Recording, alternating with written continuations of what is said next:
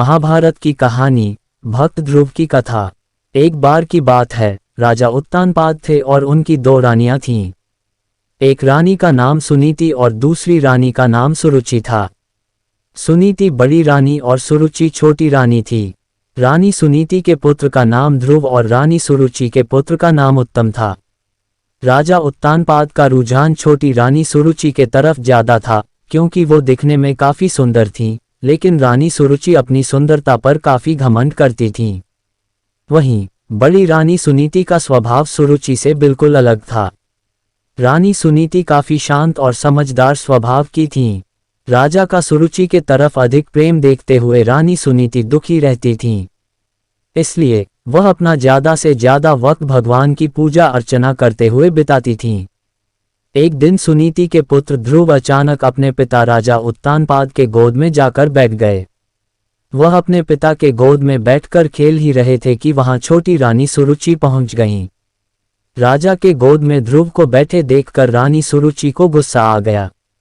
रानी ने ध्रुव को राजा के गोद से नीचे उतारते हुए कहा, तुम राजा के गोद में नहीं बैठ सकते हो। राजा की गोद और सिंहासन पर सिर्फ मेरे पुत्र उत्तम का अधिकार है। ये सुनकर ध्रुव को बहुत बुरा लगा। ध्रुव वहां से रोते हुए अपनी मां के पास चला गया। ध्रुव को रोता देख मां काफी चिंतित हो गई और ध्रुव से उसके रोने का कारण पूछा। ध्रुव ने रोते हुए सारी बात बताई। ध्रुव की बात सुनकर मां के आंखों में भी आंसू आ गए। ध्रुव को चुप कराते हुए सुनीति ने कहा, भगवान की आराधना में बहुत शक्ति है। अगर सच्चे मन से आराधना की जाए तो भगवान से तुम्हें पिता की गोद और सिंहासन दोनों मिल सकते हैं।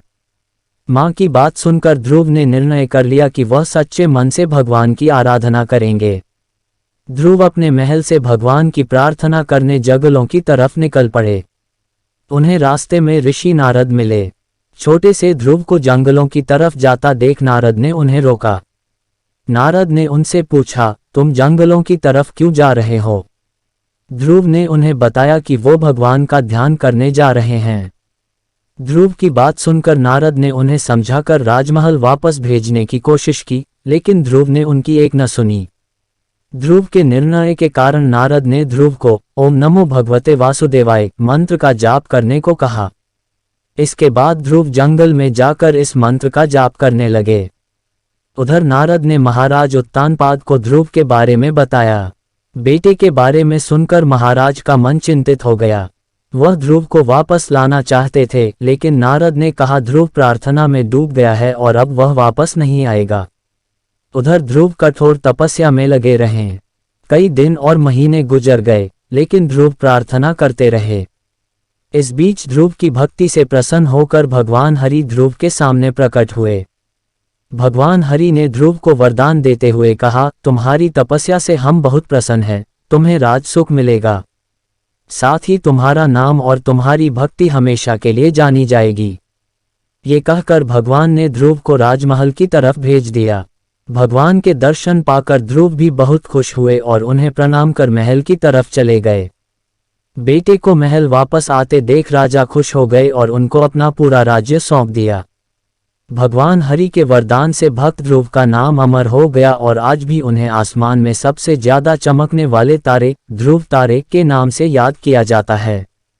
कहानी से सीख। इस कहानी से यही सीख मिलती है कि अगर धैर्य और सच्चे मन से कोई प्रार्थना करे तो उसकी इच्छा जरूरी पूरी होती है।